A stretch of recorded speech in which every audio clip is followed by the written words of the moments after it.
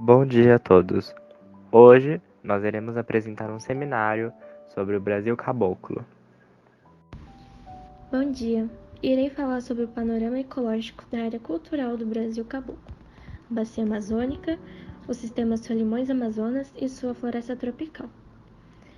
A área da floresta tropical da Bacia Amazônica cobre quase metade do território brasileiro, mas sua população mal comporta 10% do território nacional. Situada na região norte da América do Sul, a floresta amazônica possui uma extensão de aproximadamente 7.000 km², espalhada por territórios do Brasil, Venezuela, Colômbia, Peru, Bolívia, Equador, Suriname, Guiana e Guiana Francesa. Porém, a maior parte da floresta está presente em território brasileiro, nos estados do Amazonas, Amapá, Rondônia, Acre, Pará e Roraima. Em função de sua biodiversidade, é considerada uma das maiores e importantes florestas tropicais do mundo. É uma floresta tropical fechada, formada em boa parte por árvores de grande porte, situando-se próximas umas das outras. Floresta fechada. Como as árvores crescem muito juntas umas das outras, as espécies de vegetação rasteira estão presentes em poucas quantidades de floresta. Isso ocorre pois, com a chegada de poucos raios solares ao solo, esse tipo de vegetação não recebe sua luz. O Rio Negro é o principal tributário do rio Solimões-Amazonas, e da sua confluência com os Solimões até a cabeceira tem um comprimento de 1.500 km. A bacia do Rio Negro ocupa aproximadamente 10% da bacia amazônica. O conhecimento que temos sobre os índios brasileiros do século XVI baseia-se principalmente em relatos e descrições dos viajantes europeus que aqui estiveram na época. Particularmente, os livros do alemão Hans Staden e do francês Jean Delery, que conviveram com os índios por volta de 1550. Os dois apresentam detalhadamente o modo de vida indígena, relacionando aspectos que vão dos mais triviais, como as vestes e adornos, aos mais complexos, como as crenças religiosas. Sobre as épocas anteriores à chegada dos portugueses, os estudos históricos contam com a contribuição da antropologia e da arqueologia, que permitiram traçar um panorama abrangente, apesar da existência de lacunas. O povoamento da América do Sul teve início por 20.000 a.C., segundo a maioria dos pesquisadores. Existem indícios de seres humanos no Brasil datados de 16.000 a.C., de 14.200 a.C. e de 12.770 a.C., encontrado nas escavações arqueológicas de Lagoa Santa, em Minas Gerais, Rio Claro, em São Paulo, e Ibicuí, no Rio Grande do Sul. A dispersão da espécie por todo o território nacional aconteceu em cerca de 9.000 a.C., quando o número de homens aumentou muito. Ao longo desse processo, teria ocorrido a diferenciação linguística e social, que deu origem aos troncos indígenas Macro-G e Macro-Tupi. Deste último, entre os séculos 8 e 9, originaram-se as nações Tupi e Guarani. São as que mais se destacam nos últimos 500 anos da história do Brasil, justamente porque tiveram um contato mais próximo com o homem branco. Na chegada de Pedro Álvares Cabral, em 1500, estima-se que os índios brasileiros fossem entre 1 e 5 milhões. Os tupis ocupavam a região costeira que se estende do Ceará a Cananéia, São Paulo, onde a galera viaja aí, né? Ou queria viajar. Os guaranis espalhavam-se pelo litoral sul do país e a zona do interior, na bacia dos rios Paraná e Paraguai. Em outras regiões encontravam-se outras tribos, genericamente chamadas de tapuias, palavra tupi que designa os índios que falam outra língua. Os Tapajós. Os Tapajós habitaram a região do rio Tapajós, no estado do Paraná, pelo menos desde o século X até o século XVII. Sua principal aldeia estava situada na foz do rio Tapajós, local do atual bairro de Aldeia, na cidade de Santarém. Os relatos históricos afirmam que os Tapajós estavam organizados em aldeias com 20 a 30 famílias, que habitavam em casas coletivas. Os grupos familiares possuíam um líder a quem deviam obediência. Os líderes de cada família eram subordinados de um chefe geral de tribos. Haviam pessoas com status diferenciados que só podiam casar entre si e detinham a chefia. O casamento era poligâmico e as mulheres adúlteras eram mortas. Eles possuíam escravos, provavelmente prisioneiros de guerras intertribais. Existem referências sobre o temor que outras tribos tinham dos Tapajós, devido à prática de escravidão. Os Tapajós viviam na região do estado do Pará. O bioma que ali predominava era o amazônico, cujas características é o clima equatorial, com elevadas temperaturas e chuvas regulares, florestas densas, grande diversidade de fauna e flora. Todos esses fatores influenciaram a habitação dos Tapajós na região. A abundância de chuvas favorecia a plantação, principalmente do milho. A variedade de peixes favorecia a pesca e as florestas densas, o corte e utilização de plantas para a confecção de objetos para a aldeia, como fogueira, construção das ocas e muitas outras utilidades. Além da expedição portuguesa de Pedro Teixeira, lutas foram ocasionadas contra os nativos, abusos sexuais e escravização, levando os índios a tomar atitudes e comportamentos agressivos. O abuso que sofriam dos colonos e missionários davam origem às rebeliões. Os arcos e flechas não eram páreo para as armas de fogo dos portugueses. Logo, durante os confrontos, os nativos eram dizimados, e os poucos que restavam sofriam na mão dos colonizadores ou morriam pelo contágio de doenças como tuberculose, gripe, doenças venéreas, catapora e sarampo, visto que a imunidade deles era muito mais reduzida do que atualmente. Os colonizadores preferiam as áreas próximas aos rios, devido à proximidade com água e a terra fértil para plantio de determinados alimentos. Essas áreas injustamente onde os Tapajós habitavam, tornando a localização mais um motivo para escravização e exploração da mão de obra dessa tribo. As expedições foram iniciadas com o propósito de exploração e extração dos recursos da nova colônia, e também destruir tradições culturais, podendo assim impor sua ideologia e domínio de forma homogênea. As heranças culturais mais expressivas desse povo foi, sem dúvidas, artefatos cerâmicos e líticos. Esses artefatos confeccionados com argila e rocha possuem uma maior resistência à alta umidade e temperatura do bioma amazônico. Os objetos mais significativos são os vasos de cariátides, vasos de gargalos, estatuetas e cachimbos. Apresentam harmonia entre a representação humana e animal.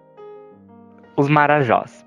A cultura marajoara ocupou parte do território brasileiro que hoje corresponde à Amazônia. A civilização marajoara atingiu um nível elevado de complexidade, como testemunham os vestígios arqueológicos encontrados. Você provavelmente já ouviu falar dos Incas, Maias e Astecas, as civilizações pré-colombianas. É uma divisão que inclui tudo o que aconteceu no continente americano desde o Paleolítico até a chegada dos europeus, no século XV.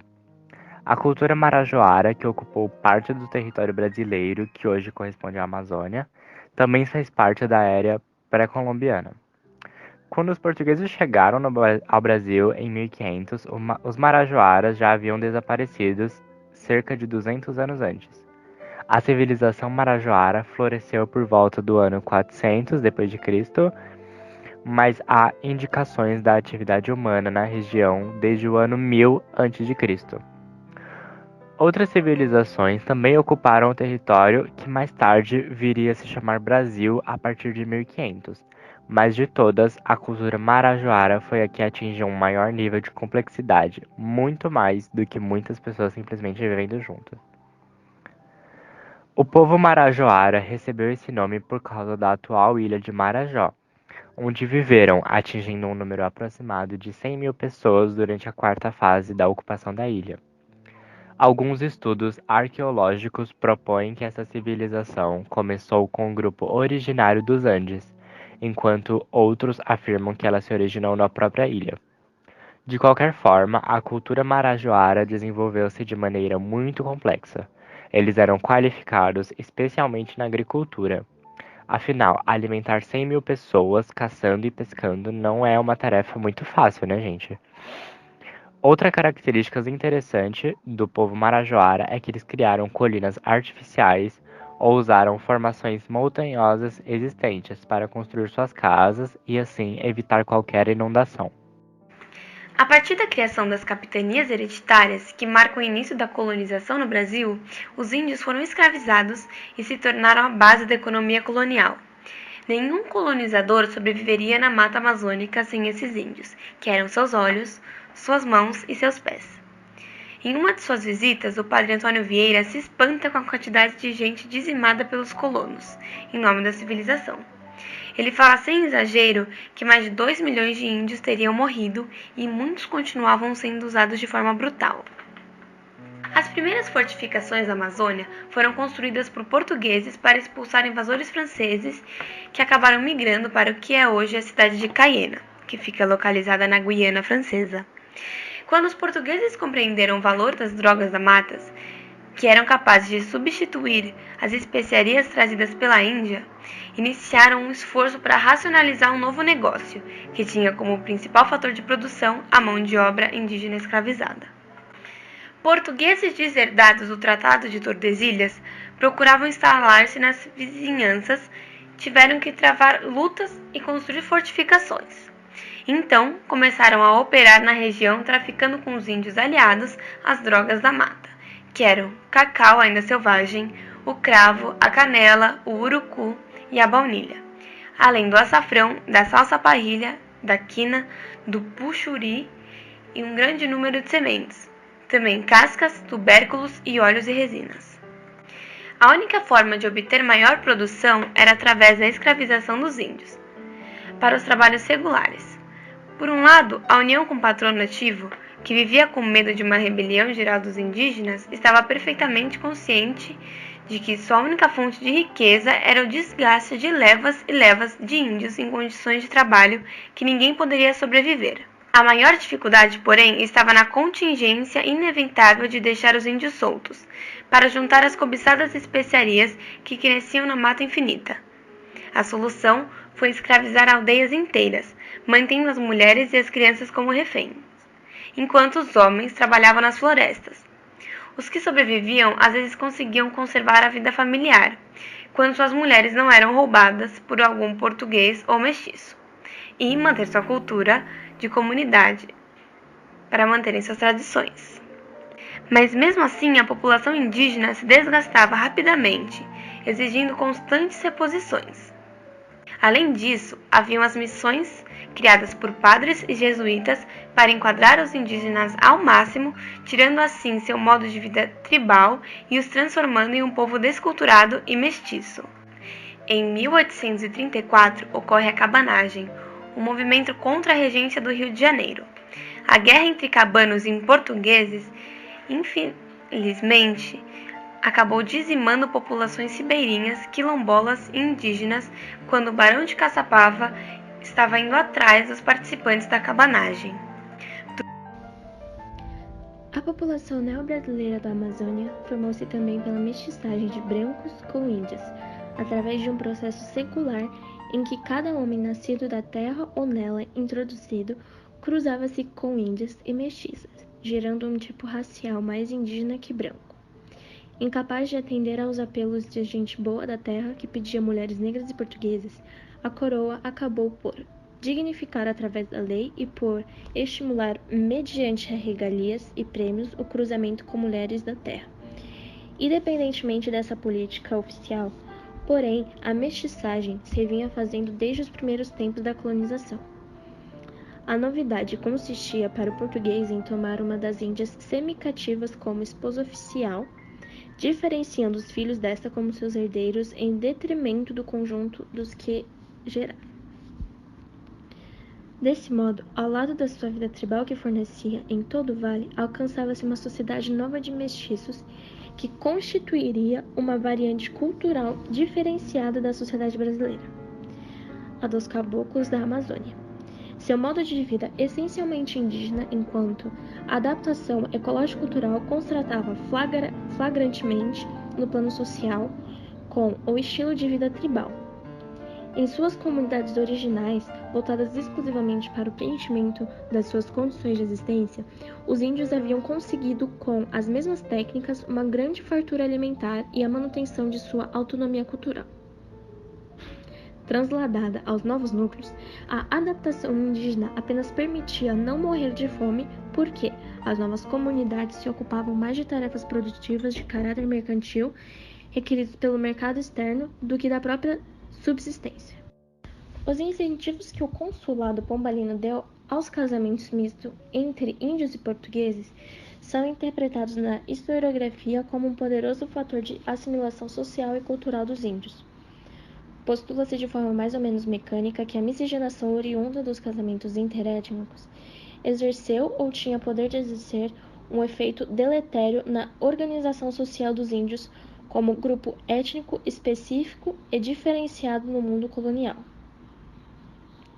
Para o historiador Caio Prado, prevaleceu no mundo colonial uma enorme tensão com relação aos índios, pois os moradores queriam escravizá-los, a igreja catequizá-los como homens livres e a coroa aproveitá-los como população auxiliar na mão de obra da colonização.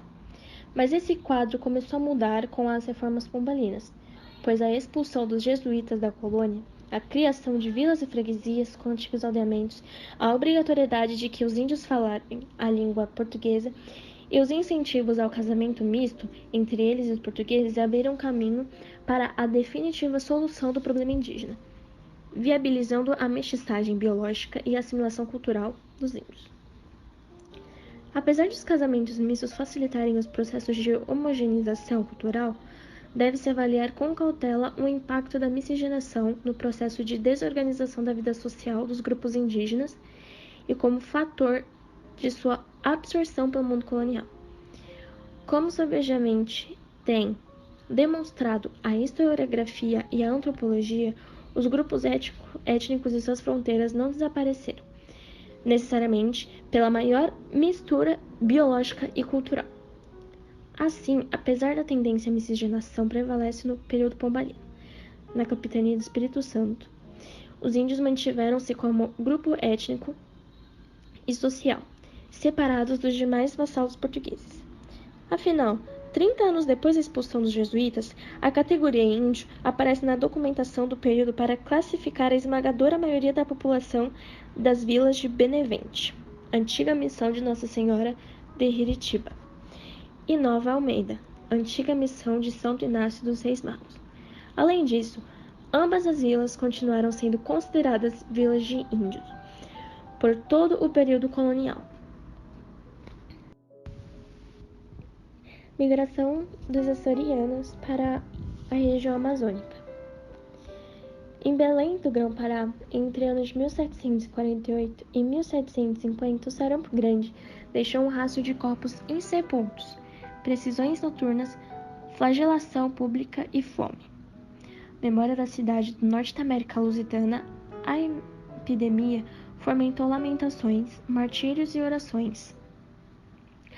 A doença atingiu prioritariamente a base do desenvolvimento, povoamento e exploração do estado do Maranhão. No dia 16 de maio de 1750, na cidade de Lisboa, os membros do Conselho Ultramarino estavam imbuídos em apresentar uma solução às demandas criadas pela alta mortalidade dos índios.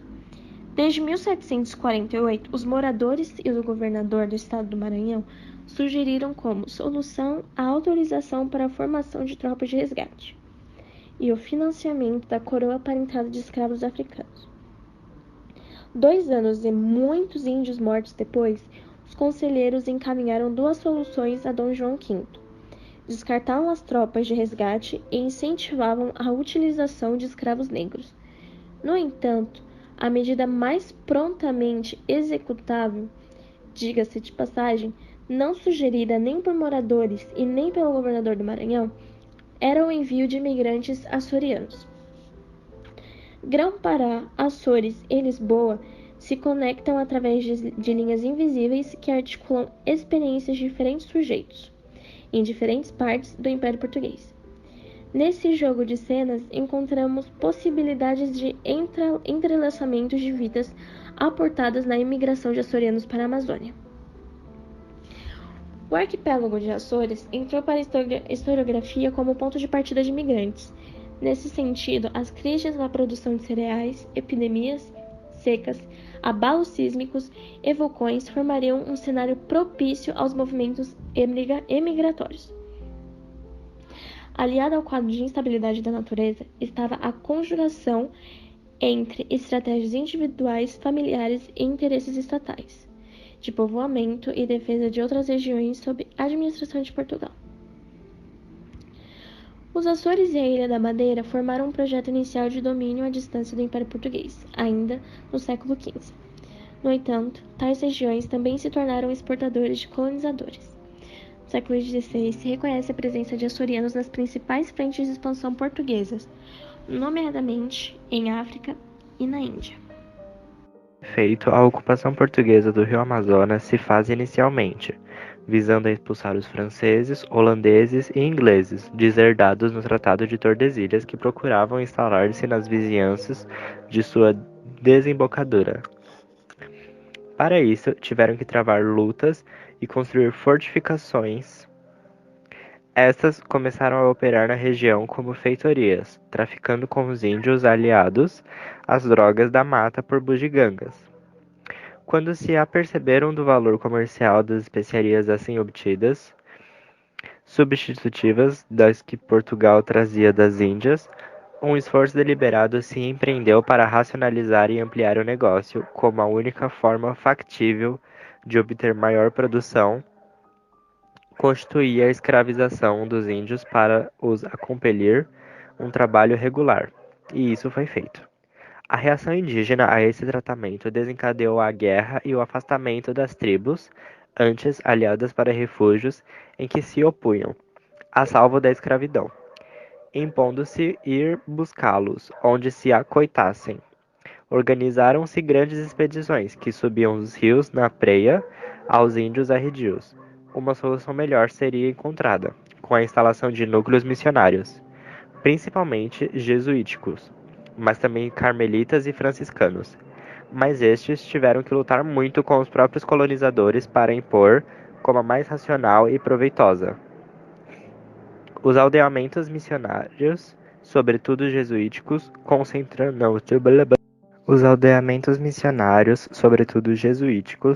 concentrando grande número de índios, exerceram uma ação aculturativa intensa, que permitiu difundir algumas técnicas artesanais, como a tecelagem e a edificação, com a pedra e cal.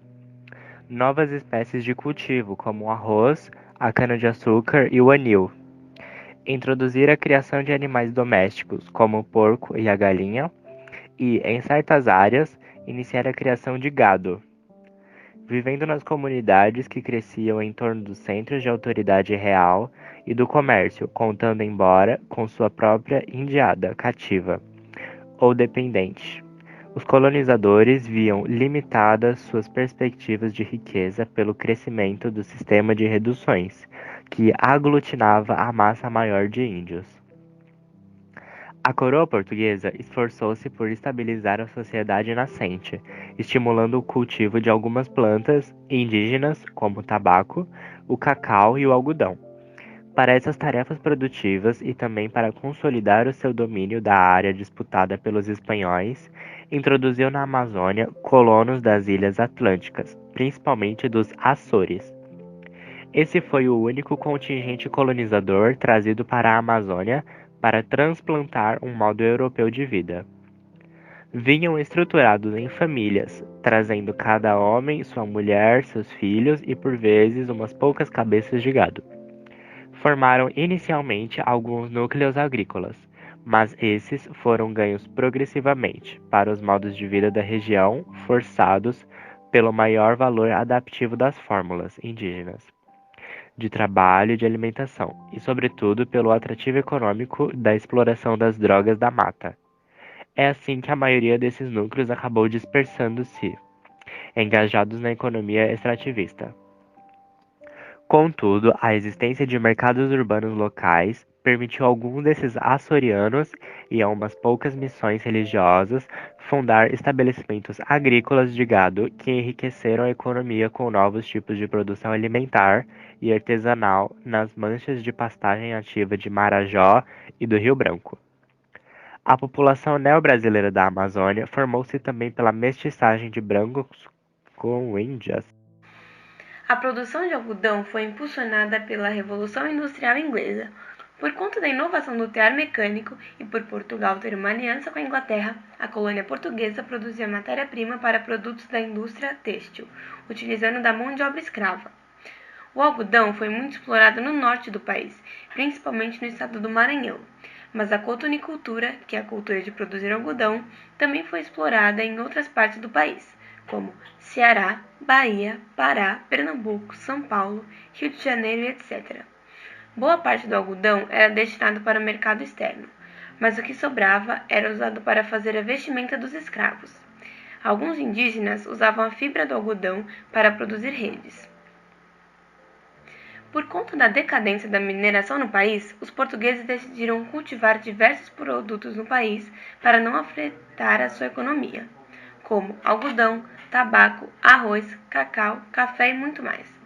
Esse momento marca o início da industrialização do Brasil e é chamado de Renascimento Agrícola.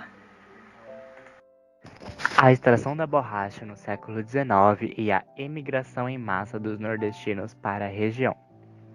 Inicialmente, o látex era comumente utilizado na fabricação de borrachas de apagar, seringas e galochas, por exemplo.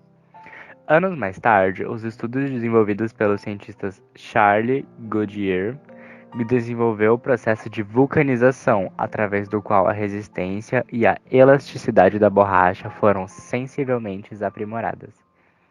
A vulcanização possibilitou a ampliação dos usos da borracha, que logo seria utilizado como matéria-prima na produção de correias, mangueiras e sapatos. A região amazônica, uma das maiores produtoras de látex, aproveitou do aumento transformando-se no maior polo de extração e exportação de látex do mundo. No curto período de 3 décadas, entre 1830 e 1860, a exportação do látex amazônico foi de 156 para 2.673 toneladas.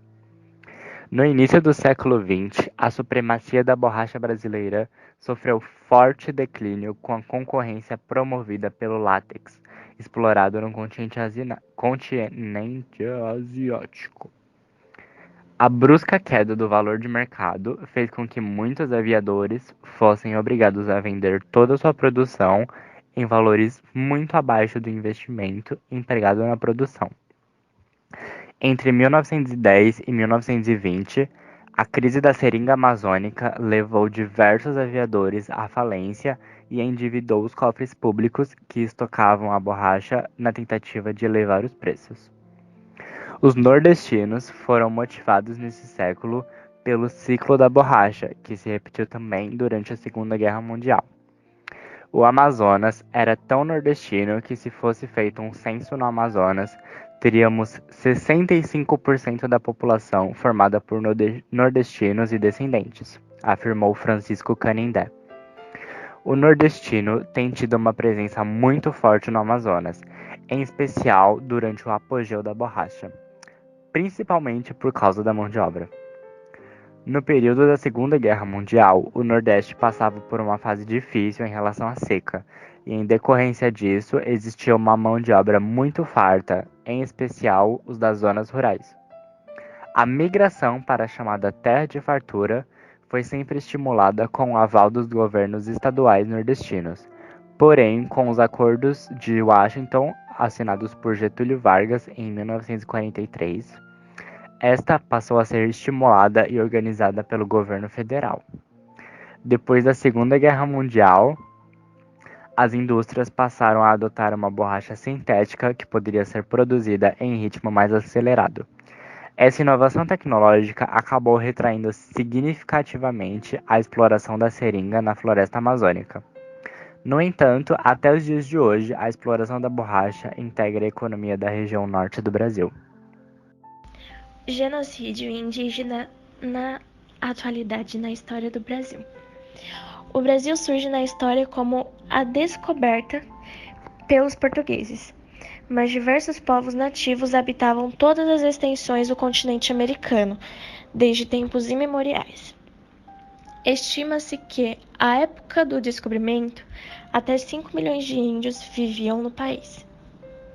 A chegada dos portugueses foi uma verdadeira catástrofe para os nativos e resultou no extermínio de muitos povos indígenas no Brasil em decorrência de conflitos armados, doenças trazidas pelos europeus e pelo processo de escravização.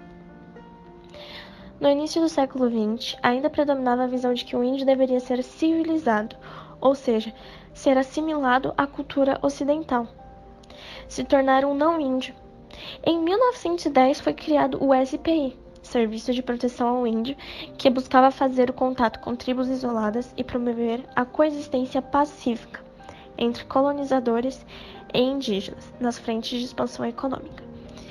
Durante a ditadura do Estado Novo, de 1937 a 1945, o governo brasileiro promoveu a Marcha para o Oeste, que visava a incorporação territorial e econômica de áreas do Centro-Oeste brasileiro. Neste período, ganhou destaque o trabalho de sertanistas como os Irmãos Vilas Boas, responsáveis por atrair e pacificar povos isolados que habitavam o Brasil Central. Os irmãos também influenciaram na criação do Parque Indígena do Xingu, voltado para a proteção das etnias que ocupavam a região do Rio Xingu.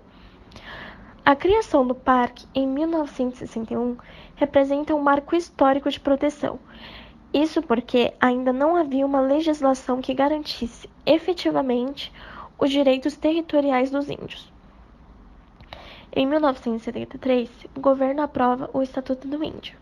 E, finalmente, em 88, é promulgada a nova Constituição Federal, que inovou ao estabelecer o direito originário dos índios sobre as terras que tradicionalmente ocupam e reconheceu oficialmente direitos de cidadania, como respeito à identidade e organização social, costumes, línguas, crenças e tradições. Em 1992, o censo concluiu pela primeira vez a categoria indígena como raça e os dados revelaram o percentual de 0,2% no total da população brasileira, com 294 mil pessoas declaradas. Segundo os dados mais recentes do IBGE, o Brasil tem 890 mil índios pertencentes a 305 etnias, uma população com culturas, crenças e hábitos diferentes entre si. A maioria dos indígenas, 70%, está concentrada em 6 estados da região Amazônia Legal: Amazonas, Acre, Roraima, Rondônia, Mato Grosso e Pará. São 274 línguas já catalogadas, o que configura uma das maiores diversidades culturais do mundo. As línguas derivam principalmente de 4 grandes troncos: Macro-G, Tupi, Aruac e Caribe.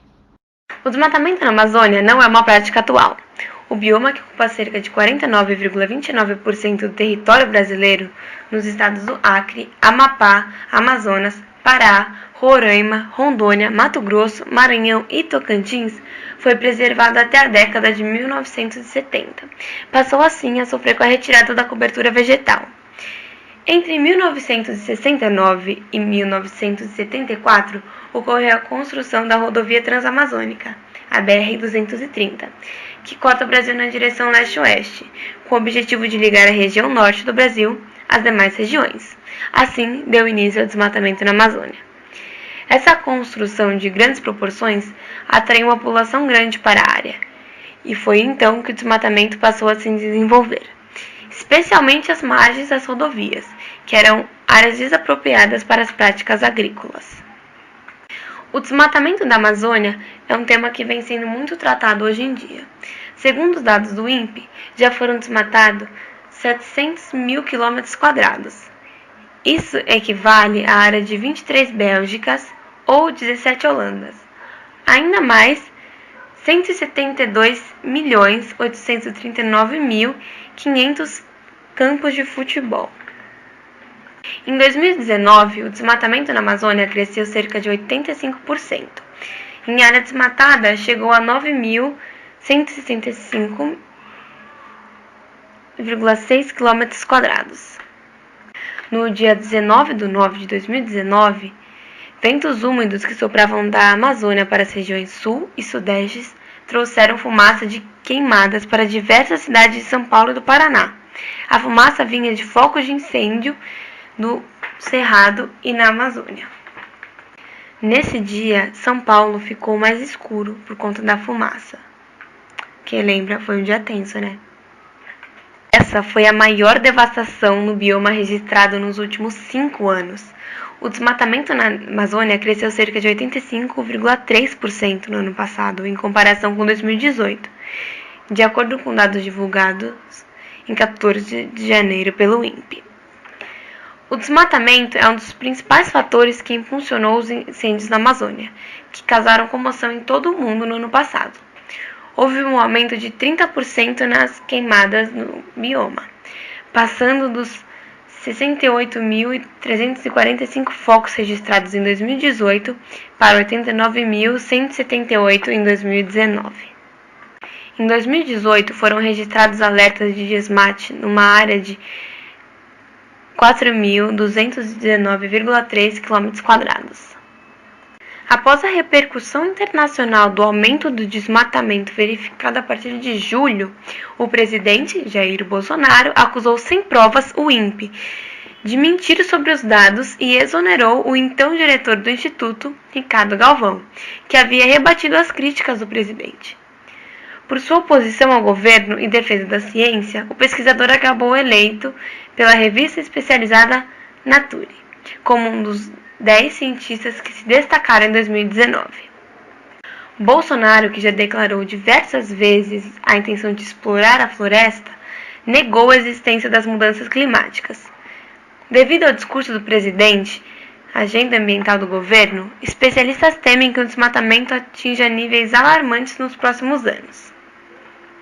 E, gente, é sempre bom lembrar que o Brasil abriga 60% da floresta amazônica, que é um regulador-chave para o sistema dos vivos no planeta, e também para os índices de chuva no país.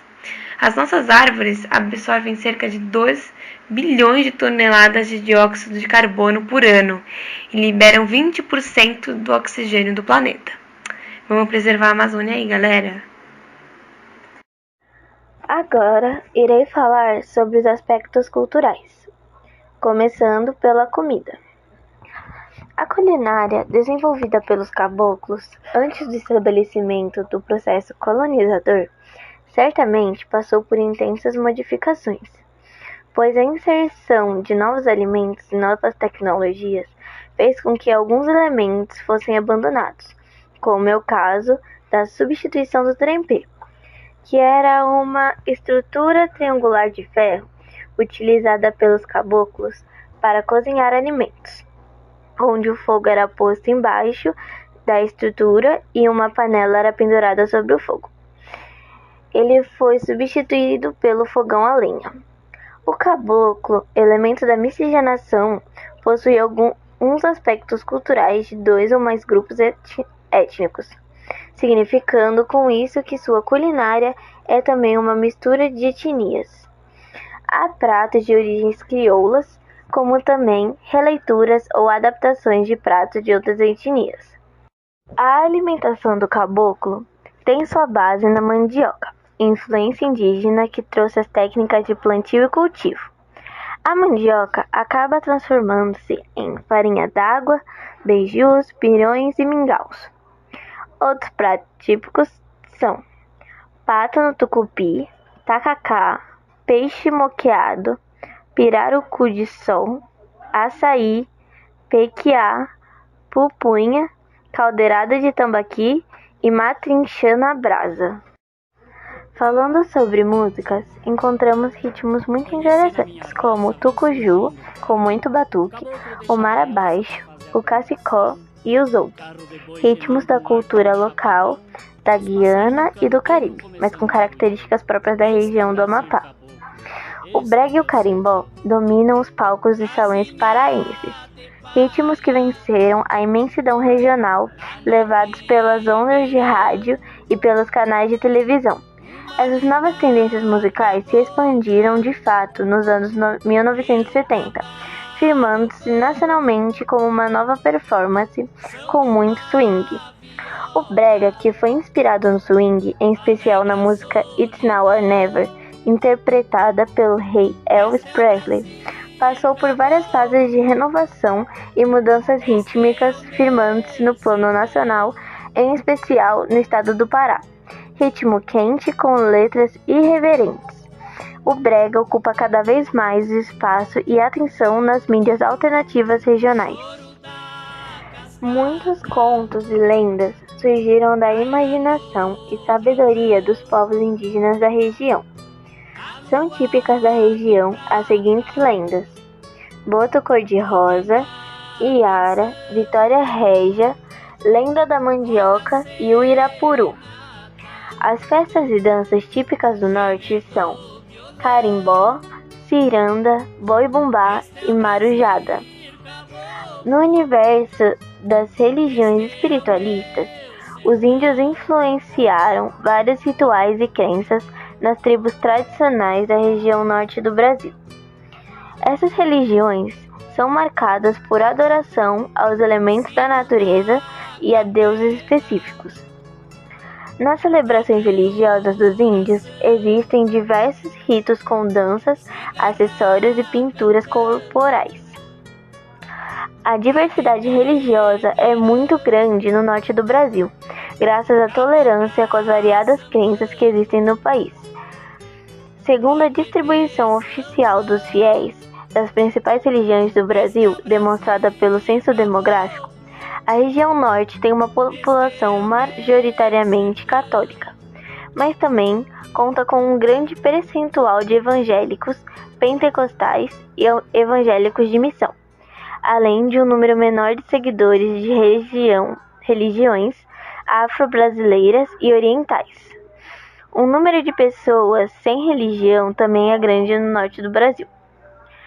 Cabe ressaltar que o caboclo é o habitante do interior amazônico, que pratica atividades fundamentalmente herdadas da cultura indígena: a caça, a pesca, a coleta florestal e as pequenas agriculturas. Sua designação vem de um termo que, de acordo com o Leal, pertence ao Nhagatu, cacabou, tirado do mato, subentendendo-o como herdeiro legítimo do quadro cultural do índio.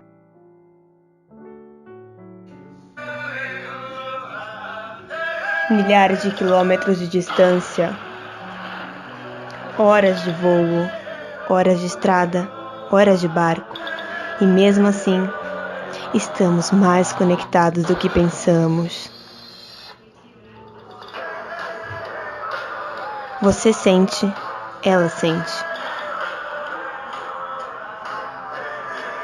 Você compartilha, ela compartilha. Você recarrega, ela recarrega. Você luta, ela luta. Você cuida, ela cuida. Estamos todas conectadas.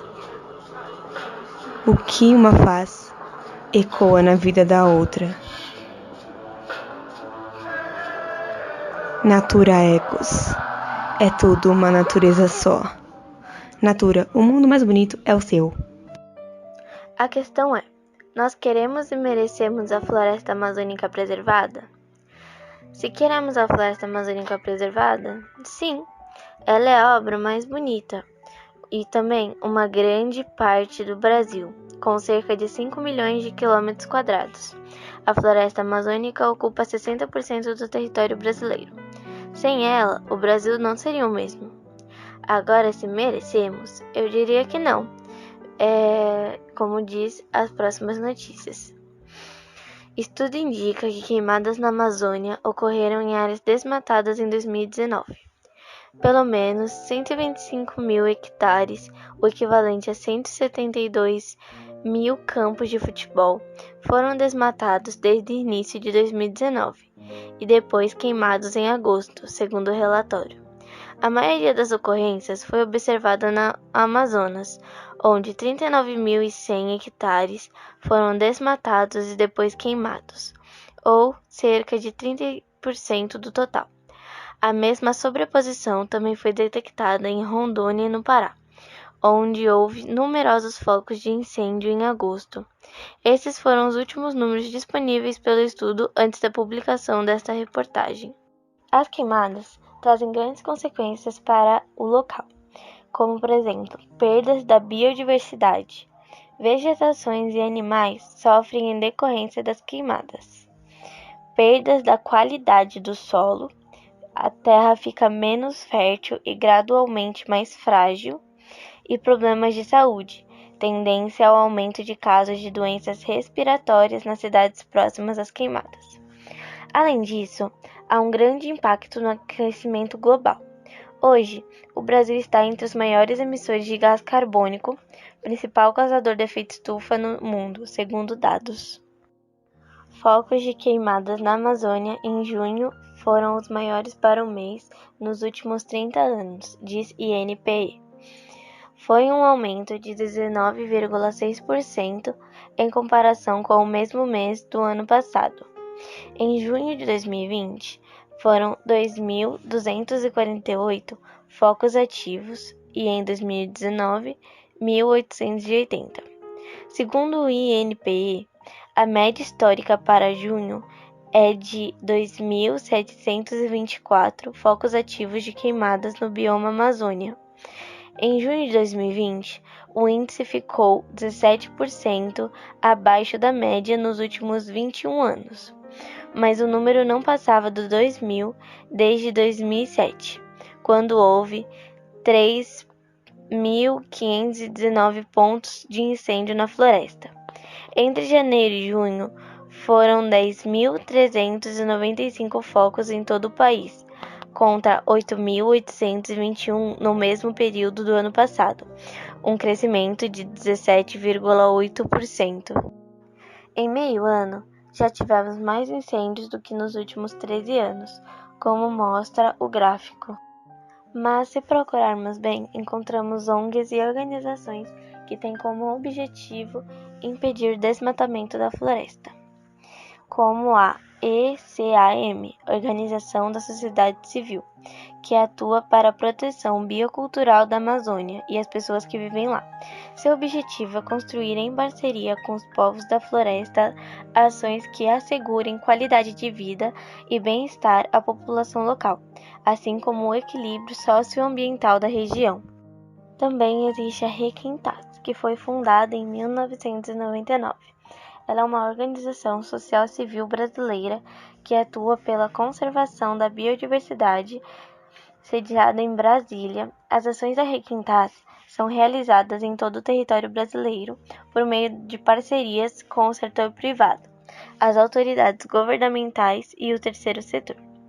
Eles agem na promoção da conscientização ambiental da sociedade, apoio e incentivo de criação de políticas públicas, apoio aos órgãos de controle e fiscalização ambiental, e favorece a conservação das espécies silvestres.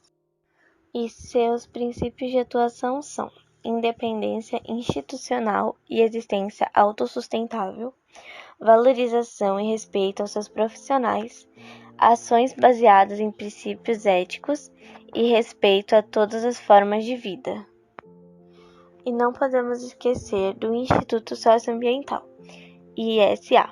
O ISA é uma organização da sociedade civil fundada em 1994 para propor soluções de forma integrada a questões sociais e ambientais, com foco central na defesa de bens e direitos sociais, coletivos e difusos, relativo ao meio ambiente, ao patrimônio cultural, aos direitos humanos e dos povos. Está estruturado em programas que têm por base as seguintes linhas de ação: defesa dos direitos socioambientais, monitoramento e proposição de alternativas às políticas públicas, pesquisa, difusão, documentação de informações socioambientais, desenvolvimento de modelos participativos e sustentabilidade socioambiental, fortalecimento institucional dos parceiros locais. O ISA está presente no Amazonas, Distrito Federal, Mato Grosso, Paraíba, São Paulo e Roraima, sendo sua sede em São Paulo, e sua atuação consiste no monitoramento das áreas protegidas, defesa das políticas dos direitos socioambientais e dos povos indígenas, além da valorização dos recursos naturais de cada um dos estados em que age. A questão agora é se queremos os povos indígenas vivos.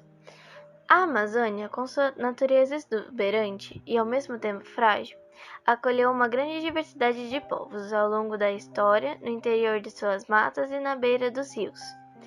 Depois da conquista em 1500, estes povos passaram a ser chamados genericamente de indígenas. Atualmente tem-se conhecimento da existência de povos indígenas em todas as unidades da Federação. São 235 povos que falam 180 línguas, aproximadamente 180 povos indígenas, ou 77% deles, vivem na Amazônia Legal. A região amazônica concentra 59,43% dos índios brasileiros que vivem em terras indígenas e apenas 16,9% dos indígenas que vivem nas cidades, distribuídos pelos estados que compõem a região da seguinte forma: as terras indígenas na Amazônia Legal, como no restante do país, são extremamente vulneráveis, invadidas constantemente por madeireiros, garimpeiros, peixeiros, fazendeiros, poceiros, biopiratas e outros aventureiros em busca de lucro fácil. No sul do Pará, na terra indígena Caiapó, por exemplo, existe contrabando de mogno. Em Rondônia, nas terras indígenas continuam sendo arrasadas pela exploração ilegal de madeira e pelo garimpo. Em Roraima, na terra indígena Raposa Serra do Sol, fazendeiros praticam a monocultura do arroz, usando agrotóxicos que envenenam os rios e os solos e provocam a mortandade dos pássaros. A terra indígena Yanomami até hoje não está livre da invasão garimpeira. Segundo dados publicados pela FUNAI, a população indígena em 1500 era de aproximadamente 3 milhões de habitantes, divididos em 1.000 povos diferentes, sendo que aproximadamente 2 milhões estavam estabelecidos no litoral do país, e 1 milhão no interior. Em 1650, esse número caiu para cerca de 700 mil indígenas, chegando a 70 mil em 1957. De acordo com Darcy Ribeiro, o antropólogo brasileiro conhecido por estudar os índios, cerca de 80 povos indígenas desapareceram no Brasil no século XX. A mais recente ameaça às terras indígenas na Amazônia vem da expansão do agronegócio, especialmente da monocultura da soja. No Mato Grosso, essa cultura é mais antiga. No sul do Amazonas, na região de Lábrea, as plantações mais recentes já são consolidadas. E nas terras de Roraima, os fazendeiros já têm prontos estudos de viabilidade e pretendem iniciar o plantio. Agora, veja esse vídeo feito pelo Instituto Socioambiental ISA com a hashtag Povos da Floresta. Isso foi tudo, pessoal. Obrigada por assistirem o nosso seminário e bom dia a todos.